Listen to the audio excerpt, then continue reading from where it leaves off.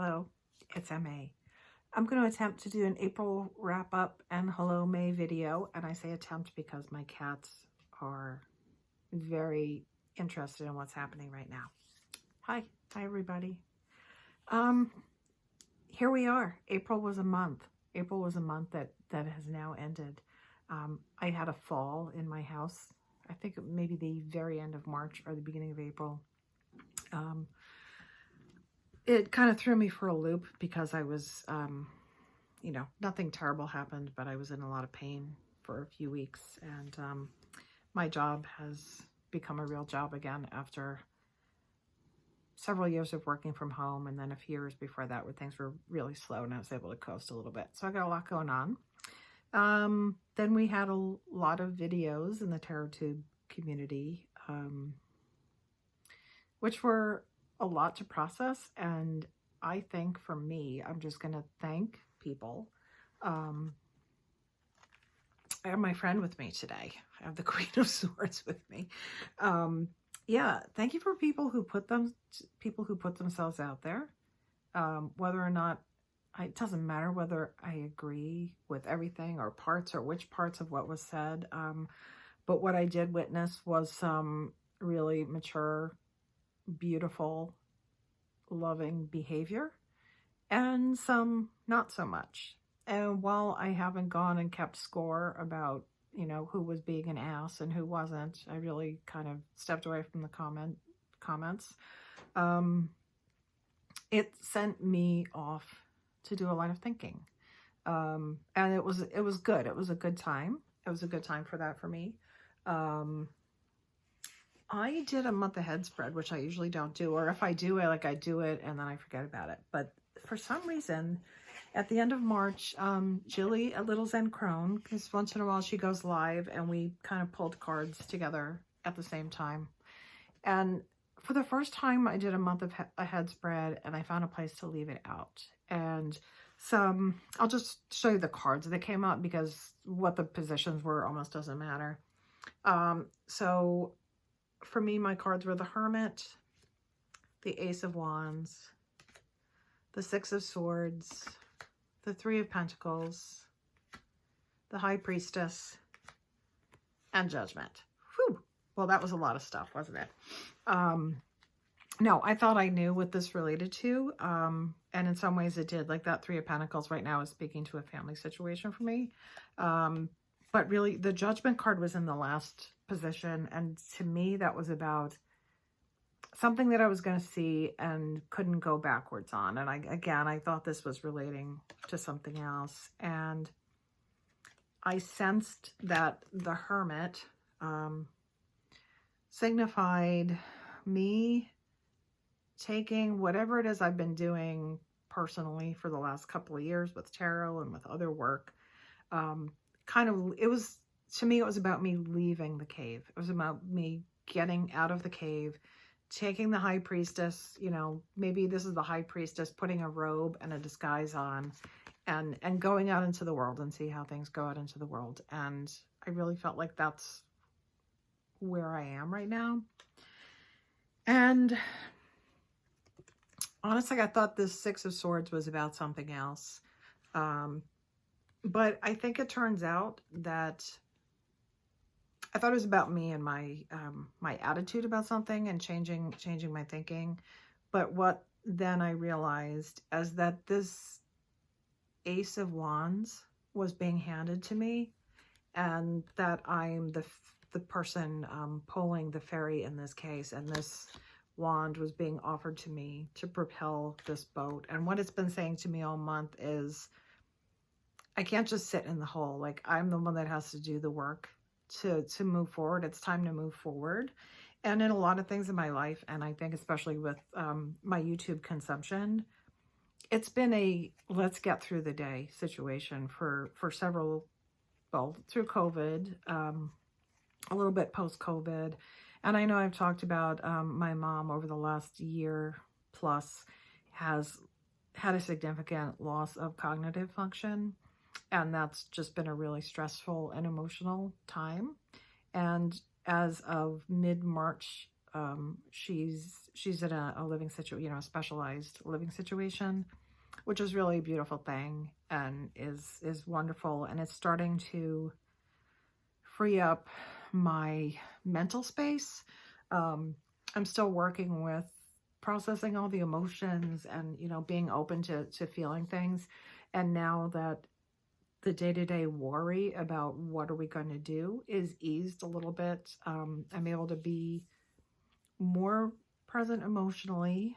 I feel like a lot of what I've been consuming on YouTube, not simply related to TarotTube, is like the equivalent of eating candy bars or junk food because I don't have time to cook.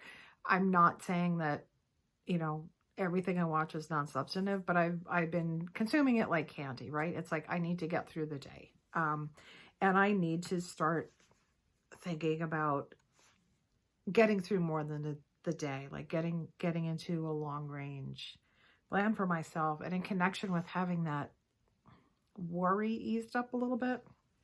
I finally feel like I'm ready to go back into my creative projects that I had to put on hold because I just could not get anything on the page. I couldn't try to form any art. It just wasn't working. So I'm really excited about that. You know, what it means here is I probably won't post many videos. I probably won't do VRs for a while. I probably won't watch as many videos. Honestly, I went through all my subscriptions and unsubscribed to about 100 accounts, not necessarily just TarotTube. And I have to be more thoughtful about what I'm consuming and how I'm using my time. And today I had a little talk with myself about that. And this month, I'll say I did one of those guided question challenges that I get from Instagram sometime. And this one was through Lion Hearts, I believe. So I'm going to tell you. At Lion Hearts, yeah. It was the Light My Fire April Tarot Challenge. And I had a lot of really meaningful, I thought the questions were really good. And I got a lot of meaningful insights from sitting with those questions and pulling the cards and doing journal entries every day. And today, my friend, the Queen of Swords, can she do it? Yeah. The Queen of Swords showed up today. Oh, this is Aowen from Lord of the Rings. I've had this action figure for like 20 years.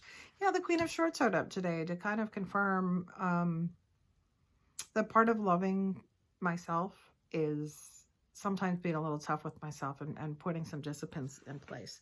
So that's all going on. I don't have anything dramatic to say. You know, again, thank you to people who put themselves out there. Mixtress Ray's video, and then one that Sorsha put out, and Julia, and I think Cody's been doing some really constructive videos that aren't reacting. They're just taking a really positive spin on some of what was brought up about tarot and consumerism, and there's other great responses out there. You know, it sparked for me some questions, and a couple of things came up. One thing is about listening and remembering that when someone is expressing something, I am making a choice whether I'm hearing and truly listening to them, or if I'm already reacting in my brain to what am I going to say, or thinking ahead, or getting spun off in my own direction. I loved Mixtress Ray's video from, it's probably about 2 weeks now. It was a roller coaster ride for me. You know, I laughed, I cried, I was happy, I was sad, I got mad, I felt joy. And a lot of what I was feeling was not what was being said. It was like sometimes a topic would go by that I could notice was pulling me into a situation or a trigger, and I don't mean that in a bad way, but I could see that it was unlocking some emotion in me that was deep-seated and not connected to the topic at hand, but to some other old, you know, resentment or trauma or anything. And I just wanted to spend some time with that. But I just thought that was a good reminder for me about listening, because some of what I was hearing when I wasn't paying the best attention, I was hearing things that weren't being said. If that makes any sense. And I'll give you an example.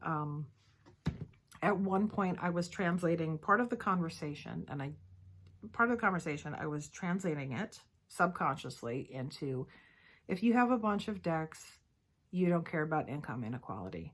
That was not being said at all. That fed it, but the ideas and the concepts and the social situations that were being discussed triggered like an offshoot in my own vortex, and some of my own feelings and guilt and whatever. So I just stopped. Sometimes I would pause the video and like say, no, you're speaking now. Are you going to watch the video or are you going to listen? So anyway, I just thought that was kind of an interesting observation on my own part. And I will say what I ended up doing, and this is my May challenge, or maybe it's already completed itself, but I wrote down so many questions to ask myself, that ultimately led me to say, let me take a little pause here and think about what my long range goals are. Some of the questions that related to the listening aspect were, first of all, has this person solicited or indicated that they're open to advice? And if not, or do they simply want to be heard? Am I willing to listen and participate in that way and not offer advice?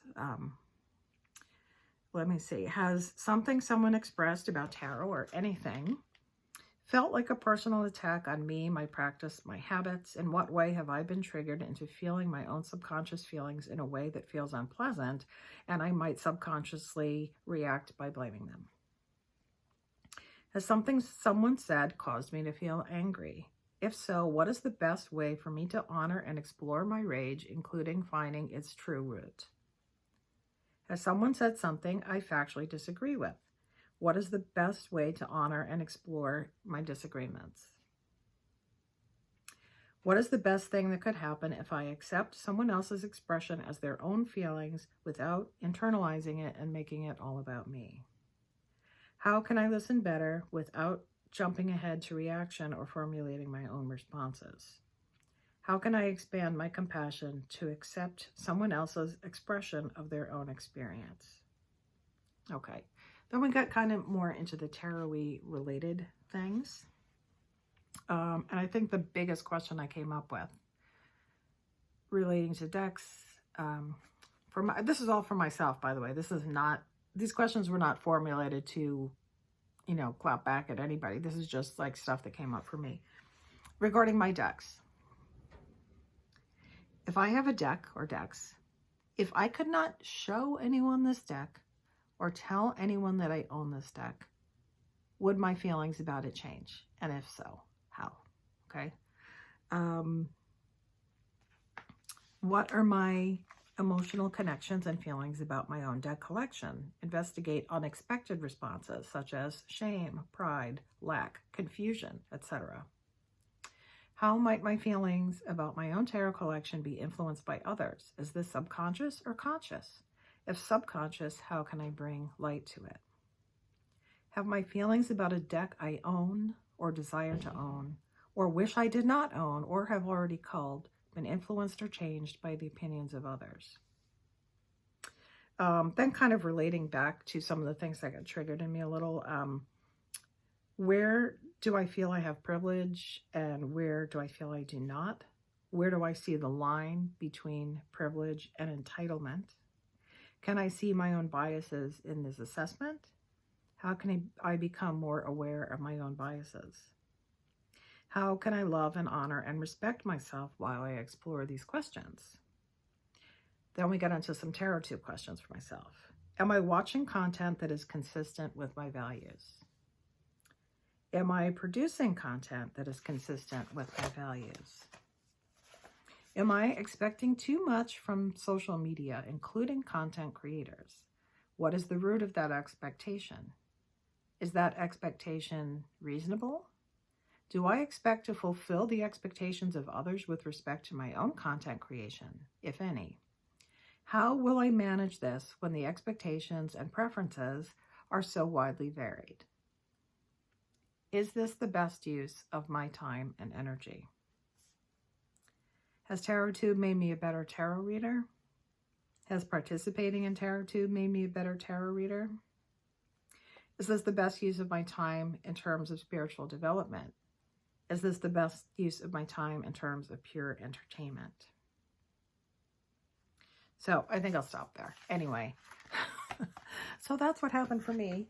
And I don't think I'm going to show you any decks for May because I'm just slowing it way down. I'm still going to be doing daily readings for myself. I'm still getting a lot of value out of it. I also do this funny thing. I know I told you this, but like with the daily single card pulls, and I can't remember who I stole this from. Maybe Megs at Honey Rose, where I've been tracking my daily card, like just the single card draws for the day. And for the first couple of months, I was getting this cluster in like the 7, 8, 9 of Pentacles and in the court cards and the swords. So now we'll see where we end up. I'm pulling a few more wands and cups now than I was, and I haven't pulled a major in like a really long time. So I've been doing that. And I keep track on the planners of just my daily cards to see what happens. It's funny, the other morning I pulled the Knight of Coins or the Knight of Pentacles, and I had to go to the office that day, and then I pulled a card at work, and it was the Knight of Wands, and it was very funny because I pulled the Knight of Wands at work, and that was about someone else, so I was trying to be the Knight of Pentacles, and someone was trying to, and the Knight of Wands was coming at me and trying to get me to speed up. So those are the things that it's kind of bringing me joy to pull that one card and see where it shows up every day. So yeah, totally into that. Been reading more, most of it's stuff that I won't torment you with. Oh, one more thing. May 10th, I think it's May 10th. I hope I got it right. Is people are online, Facebook, Instagram, maybe some on YouTube are going to be celebrating Rachel Pollack. And specifically, many people are right now reading the reissue of A Walk Through the Forest of Souls that was originally released under another title. But this is like the re-release of this book. So many people are reading this right now. I'm not saying go buy the book, but if you're interested, people will be talking about it on various social media accounts, friends, acquaintances, admirers of Rachel Pollack's work. This book, this is very different from 78 Degrees. It doesn't really talk about card meanings. If I had picked this book up even 6 months ago, I don't know what I would have made of it, but I'm really enjoying it now. It's a little more esoteric than most of the study I've done so far. But as I'm moving into going back to my creative practice and really trying to apply tarot to bigger questions other than my day-to-day life or just like the me stuff, this is really a great fit, and I'm really enjoying it, and I'm looking forward to May 10th, where I can hear a lot of people talk about it and about their work and friendship and everything with Rachel, because yeah, that was a big loss to the community. So yeah, so that is that. That's all I got to say. So me and the Queen of Swords, we're gonna go hang out for a while, and I will be around and talk to you later. Bye.